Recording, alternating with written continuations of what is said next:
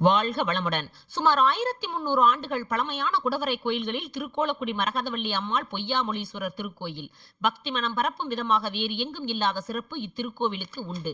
பொய்யாமொழீஸ்வரர் ஆலயம் எதிரில் திருப்படிக்கு எதிராக திருப்பாறை என்ற சிறு பாறை நிலத்திலிருந்து சுமார் 10 சதுர அடி பரப்பளவில் 1 அங்குல அளவில் உயரத்திற்கு வெளிப்பட்ட நிலையில் காணப்படுகிறது. இந்த பாறை இறைசக்தி கொண்டதாம். பக்தர்களின் முறையீடுகளுக்கு நீதி வழங்கும் ஆற்றல் கொண்டது என்றும் கூறுகின்றார்கள். பொய்யாமொழீஸ்வரின் திருவருள் இந்த பாறையில் இருப்பதாக இன்றளவும் நடைமுறையில் உள்ளது. தவறு இழைத்தவர்கள் தனது தவறை ஒத்துக்கொள்ளாவிடில் அருகிலுள்ள பொய்யாமொழி தீர்த்த குளத்தில் இறங்கி குளித்துவிட்டு சத்தியப்பாறையில் நின்றாலே போதும், உண்மைகள் அனைத்தும் கூறிவிடுவார்களாம்.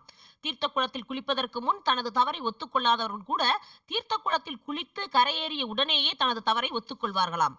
ஆகையால் தான் இங்கு பூமியில் இருக்கும் ஈசனின் பெயர் பொய்யாமொழீஸ்வரர். இத்திருக்கோவில் பொன்னமராதியிலிருந்து 11 கிலோமீட்டர் தொலைவில் உள்ளது. பாண்டியர்கள் கால குடவரை கோயிலான இத்திருக்கோவில் குன்றக்குடி திருவண்ணாமலை ஆதித்தீரத்தின் கீழ் உள்ளது.